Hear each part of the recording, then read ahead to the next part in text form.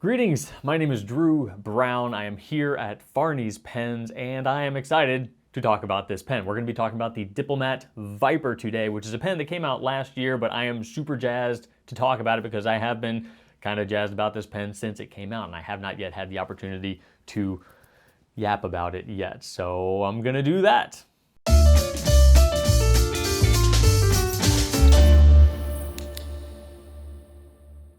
All right, I've got three Vipers right here. I'm going to unbox them first and give you just kind of like a first impression sort of deal. So let's take a look. All right, we've got a brown one, a blue one. It doesn't matter. We've got the brown one. That's all that did you think I'm not going to pick the brown one? Of course I'm going to pick the brown one. I have opened this before, and it's one of those boxes that just has a really severe closure. I mean, it's solid, but you know, watch those digits. Pen, here we go. Nothing too crazy going on inside the box here. And here is the pen, folks. I like this a lot. So, before we get into the nitty and the gritty of it, just first impressions. It is a metal pen, but it is a lightweight pen. It is an aluminum pen, so not a whole lot of heft going on here, but it does feel very, very solid. And we've got a brown one here. The first thing you can see is that this, we've got some detail here. The Viper, aptly named, has a scaly pattern etched into the pen, both the cap and the barrel. If you are a person who is sensitive to texture, I can't give it the Drew Brown guarantee that it won't bother you at all, but if there was such thing as like a 90% guarantee, I would give that to you, because to me, this is not offensive or bothersome at all. And sometimes I am funky about textures, but this one is not one I am funky about. It really is smooth. Like, if you rub your finger across this, you're not getting any bumps. It is 100% smooth. So you do get that texture without any of the funkiness. All right, up here you've got a Diplomat logo that's very nice and pretty. Is that, yeah, so that matches the clip. So all of these are going to have matching hardware. So this kind of like a brownish, you know, metal. And this is the same thing there. And then the clip itself is very, very rigid. Like, we're talking, that is, I would consider wearing something very strong and very thin if you're going to be putting this on your person. It's pretty tight, but it's not going to go anywhere. And there you have it. So this is just kind of the exterior. Diplomat is a German brand, so you know, we know where these are coming from. And the pens they make are very, very resilient, very solid, and have a pretty good reputation. I'm going to pull out the black one here. And then the interesting thing about these pens are kind of half of the scaly look, and then the other half is that they have a hooded nib, which we will check out once we get under the hood. All right, there we go. Let's look at the other colors. Even though brown is the best, I think we can all agree on that. Black and blue as well. So there we go. They all look really good. I mean, the black is just, you know, you can hit a lot of bases with the black. And the blue is lovely. I'm not sure if I like the black and brown hardware, I think, go really, really well together. The blue, I don't know. I've got a funky thing with blue metal. I don't know why. I don't know why. I've seen blue metal pens before, and for whatever reason, blue metal kind of freaks me out. Inexplicable, but whatever. I'm sure I'm not the only fountain pen nerd out here with an inexplicably silly preference. And I will say that Diplomat, the Viper is probably Diplomat's biggest, most successful launch since they probably first launched the Aero years and years and years ago. Like, this has been a big deal pen for them, and I have no doubt they're going to come out with more colors. I think everybody wants a green. I'm hoping that's on the horizon soon, but we'll see. This is definitely not the last we've seen of the Viper. So I think it's time to get under the hood a little bit. Let's spend some time with the black one. So this right here is one of my favorite parts because, y'all, come on. Just, when I first picked up this pen and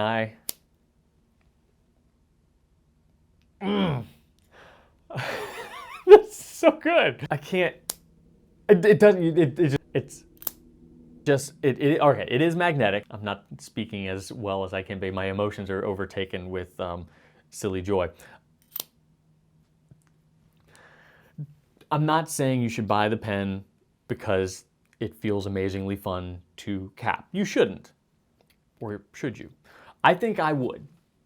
I will tell you, I haven't bought one of these yet, which is insane because this should belong to me. But if I did, the percentage of purchasing Y would be unnecessarily weighed toward the capping. I'm just saying that's just a fact. So right here, you get that. It is a strong, very secure, very enjoyable magnetic closure. The posting, I don't believe, is magnetic. No posting, no magnetic posting here. You've got a nice traditional friction-based posting with a delightful, magical, amazing thunk of joy for the actual capping. And then let's actually take a look at this nib. This is really what is the showstopper of the Viper. You do not see hooded nibs very often. And when you do, they're not on modern pens. They're just not. This is a vintage pen thing, but Diplomat has decided to bring back the engineering necessary to produce a hooded nib for the Diplomat Viper. And that's really neat.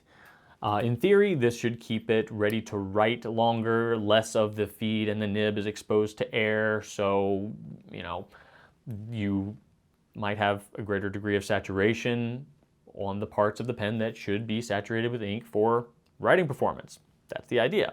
Also, you can just kind of grip it way way closer to the nib, if that is your thing. If you like to write close to the paper, the grip itself is aluminum, so it is metal, but it's not a slick metal, so I don't think that you're going to be too saddened by it. And then you do have a Diplomat there engraved, or Diplomat imprinted there on the trim ring at the base of the cap as well.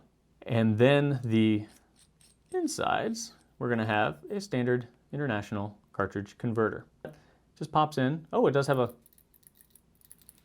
has an agitator. Nothing super interesting there. That's pretty universal. Ooh, that's a nice, satisfying. All right, this pen's made well. Diplomat does a really good job with their engineering. Their metal pens are really good, and honestly, a lot of them do have very satisfying caps. It's not just the Viper. The Aero is one of the most enjoyable capping experiences. And yes, I'm talking a lot about capping. That's a very biased thing that I have. But when you're writing with the fountain pen, capping is important. You do it a lot. So it stands out when it's interesting, enjoyable, and or highly effective. In this case, it's at least checked 2 of those boxes. Third, highly effective as far as, keeping something inked up, or inky and ready to write. TBD on that. We haven't tested it yet, but we will. So that is the Diplomat Viper in and out. Overall, nicely, oh, it does that. That's a feature.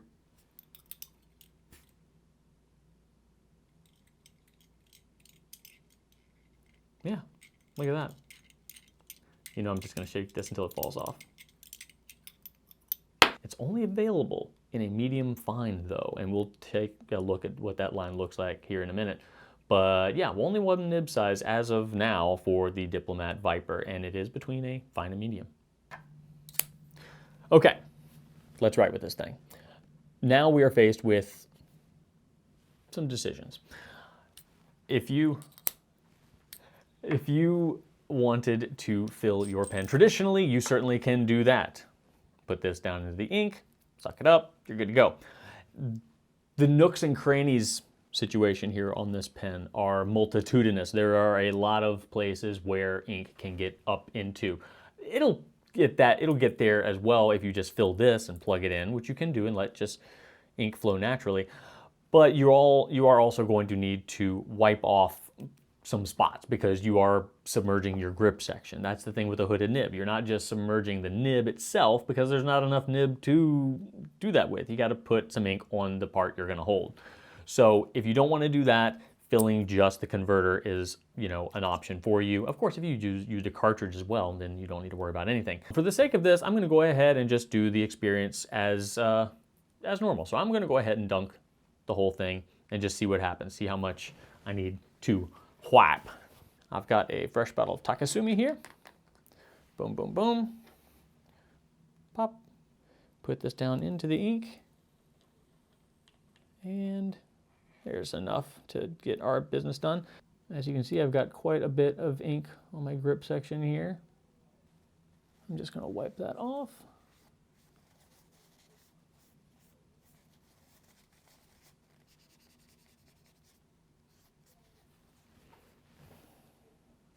Yeah, I think we're good there. Happy thumb. Okay, should we cap it just to make sure that, yeah, okay, good, it still caps. Should we do it again? All right, good. Just making sure. One more time, all right. Good, all right, cool. Just making sure, you know.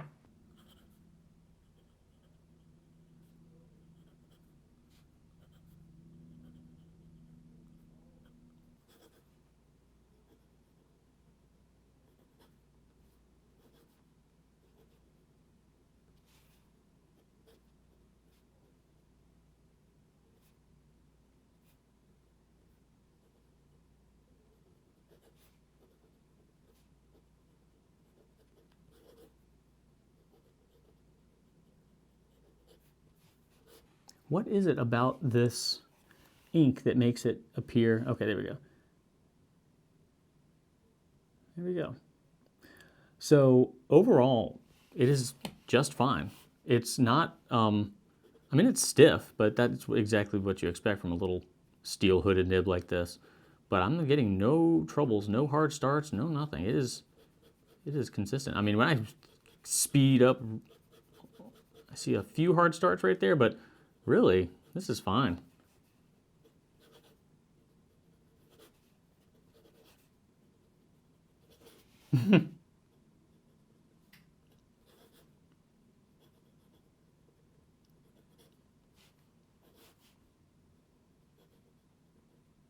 So writing experience-wise, this absolutely delivers. The capping is still the best part of the pen. No, a lot of folks I think are really going to appreciate this hooded nib. For me, it's fine. I don't, you know, I hold my pen pretty far back, so a hooded nib doesn't really benefit me a ton. But you know, long term, this might actually stay inky for longer. You know, I can sit it out and find out later if I wanted to. But as far as the performance goes, it is solid. It is, I believe, a solid medium fine. You know, probably leaning more toward a medium, but I'm very happy with it. So as far as will it deliver on the page? Yes, it will. Oh, did you hear that? Sorry, I didn't. I was just capping a pen, but then something magical occurred. All right. In summary, my conclusion. I'm going to say that if this pen had a superpower, it's going to be a tie between the hooded nib or the capping. A lot of pens have cool capping, I'll say that. But not a lot of pens, especially modern ones, have hooded nibs. So as far as what it brings to the table, a wow factor, a superpower, I'll probably say the nib. You know, taking my own bias out of the equation here, the nib is a really unique nib. It's a very fun design, and it's very comfortable. And then I'm going to say why you should not buy this pen. You should not buy this pen if you hate magnetic caps. That's just don't do it. You should also not buy this pen if you have an irrational fear of reptiles. You know, being more serious. The lack of ability to disassemble could be a minus for you. If you are somebody who wants to completely disassemble their pens whenever you clean them, this pen can't do that. You'll have to break glue in order to do that. It's not meant for that. So that's a minus. So keep that in mind. Reasons to buy this pen. I would say if you love a quick draw pen, you know, practicality, the magnetic pen does offer you a lot of versatility, just quick, easy removal, you're ready to go. So it does have that going for it. So it's a great quick draw pen, and then it is just a very unique design. It's not every day you see a new fountain pen come out with a design that's just kind of like, wow, they haven't really done that before. Not like in various elements, they've done that before. Yes, there have been snake-themed pens. Yes, there have been magnetic caps. Yes, there have been hooded nibs. But they really put it all together in a unique combination. Oh, I just want to make sure I'm not kind of... Oh, there's a little bit of ink in the cap. A little bit. So I would say after you first ink it up, when you've got a ton of ink all saturated in the feed, blot it a little bit, which I did not do. When you have a fully saturated feed, after submerging it in ink, you might not have to do that if you're just filling the converter and putting that in there, but blot it just to get some of that excess off. Because if you've ever, filled a fountain pen just using the, traditional dip and, submerge and fill method, you know that those first bunch of lines you write are, pretty bold, very, very full of ink. So that can also lead to an excess of ink in other places, such as a magnetic cap that really kind of slams it down a little bit, creates a little bit of a burst. So, yeah, as I've got ink on my grip section now. Blot before you do that. I probably should have done that. I was capping a ton, if you didn't notice that. And nothing a little cotton swab inside of the cap can't fix either. You could also just not be a total goof.